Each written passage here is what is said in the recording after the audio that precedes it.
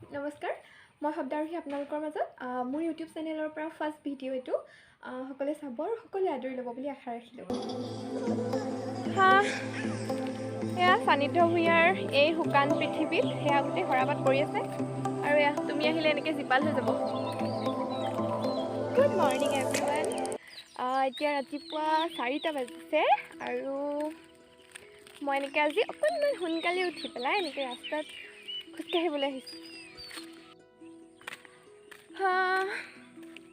আমি সোনকালে শুই উঠিতো আহিলোঁ, কিন্তু ৰাস্তাত এতিয়া টোপনিয়াই আছোঁ আৰু মই মানে এনেকৈ নাহোঁ, গতিকে ইমান বেছিকৈ বৰ পাইছোঁ ৰাস্তাত। সেইটো কাৰণে মানে মই ভাবিলোঁ এনেকৈতো ভিডিঅ' যেতিয়া তেতিয়া বনাই থকা হয়, গতিকে ভাবিলোঁ যে এনেকৈ মই ভিডিঅ' এটাকে কৰোঁ, কিবা কিবিবোৰ কওঁ আৰু মানে সকলো এতিয়া বিচনাতে নিশ্চয় আৰু সকলো ভালে আছে। মই আজি সোনকালে উঠাৰ কাৰণটো এইটোৱে যে মই ৰাস্তাত আজি খোজকাঢ়িম আৰু অকলে নহয়, লগত ভণ্টি আছে। ভাবিলোঁ তাই মানে সদায় ৰাতিপুৱা সোনকালে উঠে, মই আজি ফাৰ্ষ্ট এনেকৈ সোনকালে উঠিছোঁ। এক্সাম হ'লে উঠা হয় হোষ্টেলত, উঠা হয় যদিও এনেকৈ বাহিৰলৈ ওলাই অহা নহয়। ভাল এনেকৈ খোজকাঢ়িলে। আপোনালোকে সোনকালে উঠি খোজকঢ়াৰ চেষ্টা কৰক। মইতো বাৰু সদায় নোৱাৰোঁ, বহুদিনৰ মূৰত এদিন।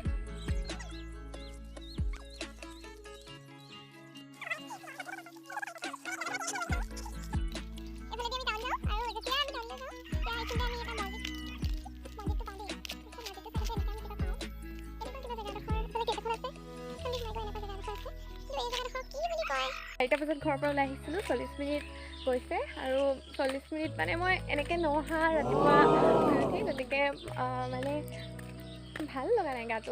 বুলি ভাবিলোঁ মোবাইলটো দেখি থাকিলে সম্ভৱ ভাল লাগিব নেকি, সেইটো কাৰণে মোবাইলটো উলিয়াই ল'লোঁ। ভাবিলোঁ কিবা কিবি কৈ যাওঁ ৰাস্তাটোত, মানুহ চানুহ নাই, কিবা কিবি কওঁ বুলি মোবাইলটো উলিয়াই ল'লোঁ। এতিয়া কিবা কওঁ আৰু আপোনালোক শুয়ে আছে চাগে, চব মানুহ চাগে শুয়ে আছে, মানে উঠিছে, মা দেউতাসকল উঠিছে চাগে আৰু কোনোবা মোৰ নিচিনা ভাল মানুহ উঠিছে চাগে শুই।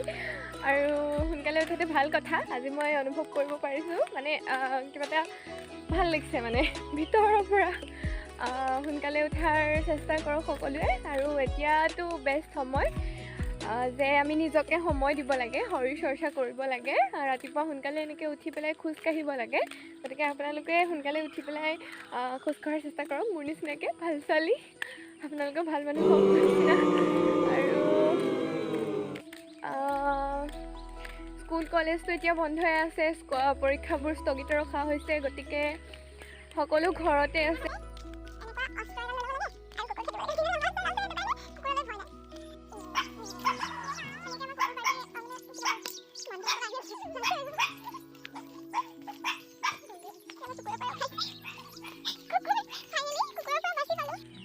ফাইনেলি কুকুৰৰ ভয় গৈছে আৰু কুকুৰৰ কাৰণে ওলাই নহা হয়। এতিয়া অস্ত্ৰটো দেখালোৱে, কুকুৰৰ অস্ত্ৰ আছে, যিহেতু ভয় নাই। আৰু এতিয়া 4:50 হৈছে আৰু এতিয়া আমি আহি 1 কিলোমিটাৰো অহা নাই, কিন্তু বহুত দূৰ আহিছোঁ, কাৰণ এনেইতো অহাই নহয়। এতিয়া আহিছোঁ, ক'ভিডৰ কাৰণে আমাৰ কিমান ক্ষতি হৈছে, শিক্ষাৰ ক্ষেত্ৰতে হওক, বিভিন্ন ধৰণৰ ইকনমিকেলি হওক, বিভিন্ন ধৰণৰ প্ৰব্লেম আমাৰ লাইফত আহি পৰিছে আৰু সেইবোৰ আহি থাকিব, গৈ থাকিব। খালি আমি নিজৰ কাম নিজে কৰি থাকিব লাগে। এয়া কুকুৰাই দাঁত দিছে, মানে ইফালৰ মানুহ উঠিবলৈ সময় হৈছে। দেশৰ পৰিস্থিতিও আমাক তাকে কয় যে আমি ঘৰতে থাকিব লাগে, সুস্থ থাকিব লাগে। আৰু ঘৰত থকাটো এতিয়া নিজৰ কাৰণে শ্ৰেয়, আমি সদায় নিজৰ ভালটোৱে ভাবোঁ ন, প্ৰত্যেক ক্ষেত্ৰতে। গতিকে সেইটোৱে, মানে ঘৰতে থাকিব লাগে, নিজৰ কাৰণে ভাল। আৰু বিশেষ কাৰণ নহ'লে এতিয়া ঘৰৰ পৰা বাহিৰলৈ ওলাই যাবই নালাগে। আৰু ক'ভিডৰ লগে লগে এতিয়া প্ৰাকৃতিক দুৰ্যোগ, যিহেতু ভূমিকম্প আমি দেখিছোঁ, 2 এদিনতে কিমানকেইটা ভূমিকম্প হৈ গৈছে।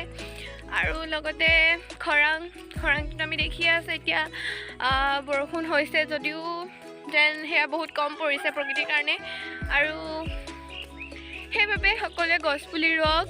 এজোপা গছ কাটিলে 10জোপা গছ ৰোৱাৰ ব্যৱস্থা কৰক, কাৰণ এতিয়া গছে আমাৰ জীৱন হৈ পৰিছে।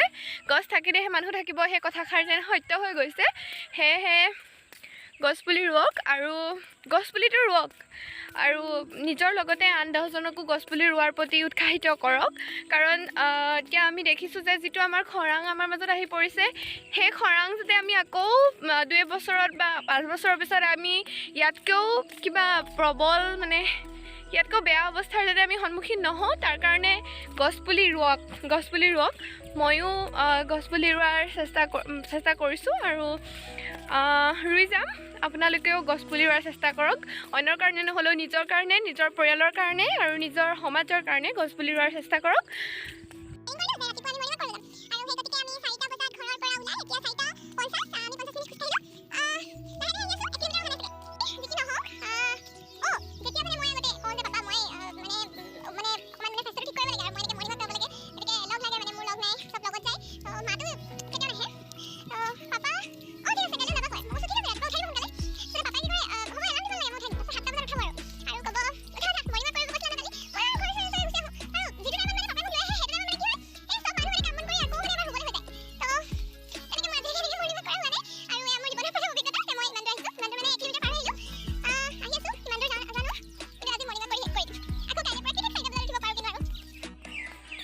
মৰ্ণিং ৱাকটো অকলে কিয় নাহোঁ জানে? প্ৰথম কথাটো আচহুৱা লাগে আৰু নেক্সট কুকুৰৰ ভয়। সেইবাবে এই অস্ত্ৰপাত কুকুৰৰ কাৰণে মানে নামাৰোঁ আৰু এনেই ভয় খুৱাবলৈ। লকডাউন হ'লে নিজৰ স্বাস্থ্যটোৰ যত্ন ল'ব।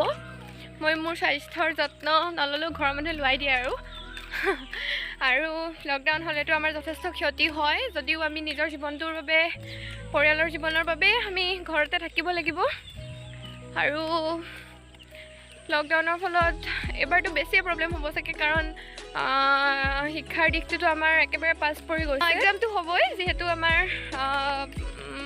এক্সামটো হ'বই লাগিব। গতিকে সকলোৱে নিয়মিতভাৱে পঢ়া শুনা কৰি থাকক, কাৰণ আমাৰ নিজৰ কাম আমি নিজে কৰিব লাগিব। দেশৰ পৰিস্থিতিয়ে আমাক যেনেদৰে চলায় তেনেদৰে চলি যাম, যদিও আমি নিজৰ কামখিনি আমি নিজে বৰ্তাই ৰাখিব লাগিব। আৰু মোৰ ভণ্টিও এবাৰ SSC দিব। তাই হোষ্টেলত থাকে যদিও তাই যোৱা 2 দিনমানৰ আগতে ঘৰ আহিছে, যিহেতু এতিয়া সিহঁতৰ পৰীক্ষা স্থগিত ৰখা হৈছে। আৰু নাজানো হোষ্টেলত কেনেকৈ পঢ়িছিল, কিন্তু চাগে এনেকৈ যদি আৰু 3 মাহ 4 মাহ ৰখাই দিয়ে, তাইতো ঘৰত এনেও নপঢ়ে বাৰু। এনেকুৱা সৰু ডাঙৰ 0 পাব চাগে। এতিয়া ঘৰলৈ কিমানটা আলু আহে সেয়া অনাগত দিনত আমি দেখিম। আৰু বয়সবোৰ বাঢ়ি গৈ থাকিব ন? মোৰ চাগে গ্ৰেজুৱেশ্যন কমপ্লিট হ'লে মই চাগে এনেকুৱা বুঢ়ী হৈ যাম, এনেকৈ চুলি পকি যাব। সঁচাকৈ বয়সৰ ক্ষেত্ৰতো প্ৰভাৱ পৰিব। জীৱনৰ বহুখিনি অমূল্য সময় আমি কৰোণাৰ কাৰণে হেৰুৱাইছোঁ।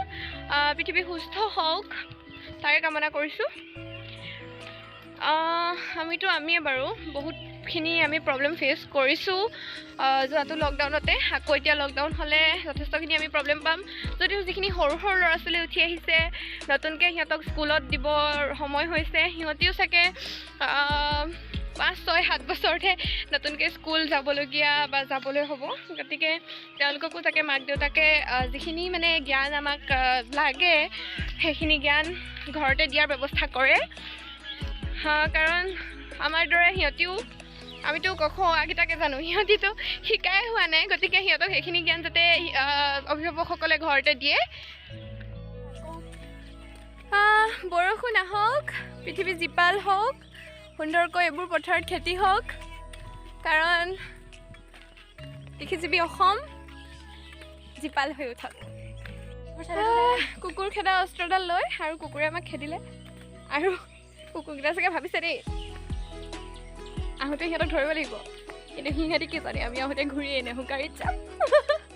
এতিয়া 5:20 হ'ল, প্ৰায় 1 ঘণ্টা আমি খোজকাঢ়িলোঁ। এতিয়া উভতি আহিছোঁ, আৰু উভতি আহোঁতে অথনি এৰি থৈ যোৱা আমাৰ ড'জকেইটা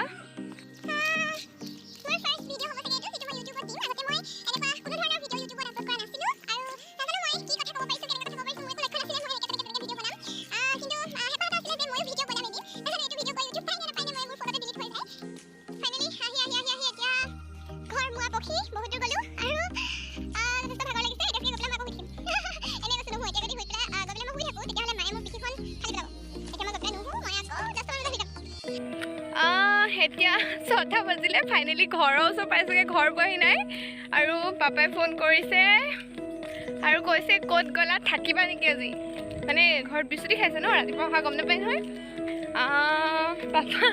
পাপাই কৈছে যে থাকিবা নেকি আজি ভাত পানী বনাই পঠিয়াই দিওঁ মই ক'লোঁ যে গৈ আছোঁ পাপাই ক'লে সোনকালে আহা বৰষুণ পৰিছে তাৰপিছত এতিয়া কথাটো হ'ল 2 ঘণ্টা সময়ত আমি 2 কিলোমিটাৰ গৈ শেষ কৰিব পৰা নাই মানে ঘৰ পোৱাগৈ নাই ভাবকচোন আমি কিমান খোজ কঢ়া মানুহ পোহৰ হৈ গ'ল যাওঁতে একেবাৰে আন্ধাৰ আছিলে দেখিছে আপোনালোকে ভিডিঅ'টো প্ৰথমতে আৰু এতিয়া পূৰা পোহৰ এনেকৈ অলপ পাছত সূৰ্য দেৱতা আহিব তাৰপিছত আকৌ চন্দ্ৰ দেৱতা এনেকৈ আৰু দেৱতাৰ আৱিৰ্ভাৱ হৈ থাকে সময়ে সময়ে